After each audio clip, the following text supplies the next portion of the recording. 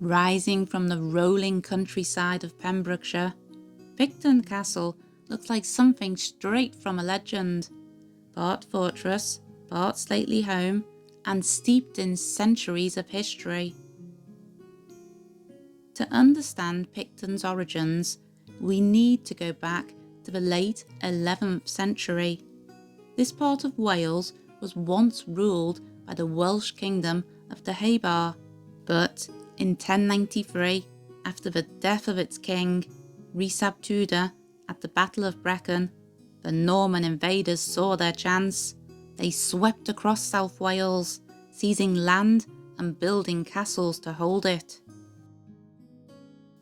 In 1102, King Henry I reorganised the region into the Marcher Lordship of Pembroke, a frontier zone ruled by powerful barons loyal to the crown. Just a few years later, floods devastated Flanders, which was Henry's mother's homeland. To solve two problems at once, Henry invited the displaced Flemish people to settle in Pembrokeshire. They were skilled, loyal, and eager for land. One of their leaders, Wiso, built Picton Castle and granted land to his followers. Among them was a lesser Fleming, whose name history has forgotten, but he was given the estate at Picton.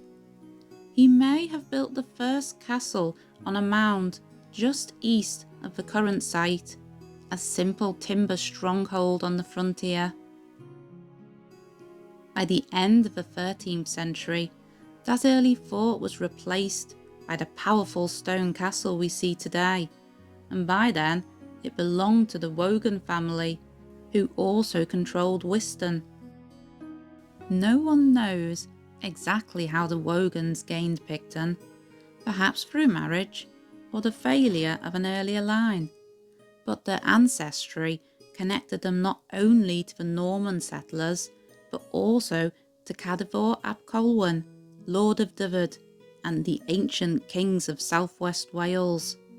In short, the Wogans could claim both Norman and royal Welsh blood.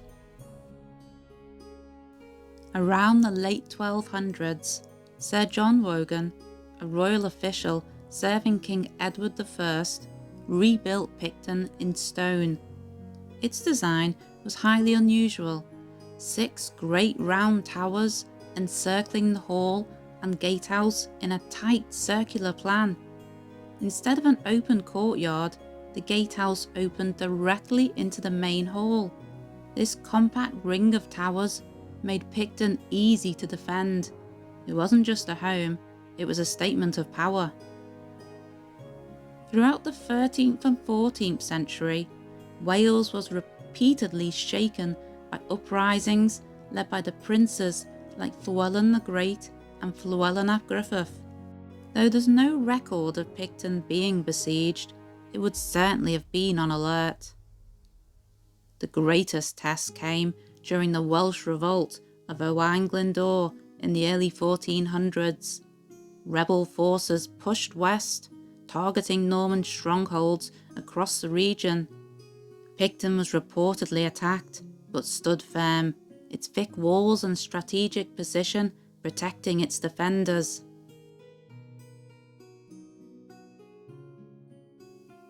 By the 1500s, under the Tudor monarchs, the days of constant rebellion were over, but castles like Picton still served as symbols of local power and protection. Then, in the 17th century, war returned, the English Civil War. Pembrokeshire was bitterly divided. The town of Pembroke sided with Parliament, while many country estates, including Picton, remained loyal to King Charles I. In 1645, parliamentarian forces marched on Picton. The castle surrendered, but unlike so many other fortresses and castles that were slighted, that is destroyed, Picton was spared. By the 16th century, the Phillips family had inherited Picton Castle through marriage. They were one of Pembrokeshire's most powerful dynasties, and they transformed the old medieval fortress into an elegant country house. Larger windows replaced arrow slits, and comfortable rooms filled the once defensive towers.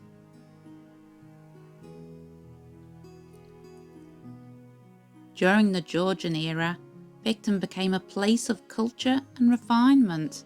The Phillips family created a fine library, elegant reception rooms, and landscaped the grounds into ornamental gardens and wooded walks. By the 20th century, Picton's military purpose was long gone. The castle was listed as a Grade 1 building, and its beautiful gardens were added to the Register of Historic Parks and Gardens. Today, visitors can explore 40 acres of woodland and walled gardens, see the medieval stonework up close, and walk through the rooms that blend Norman strength and Georgian grace. From Norman settlers and Welsh princes to Civil War and country gentry, Picton Castle has seen it all.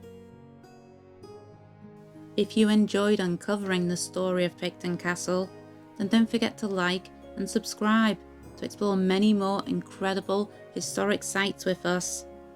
Thanks for watching today. I'll leave you with a few images of the beautiful gardens at Picton.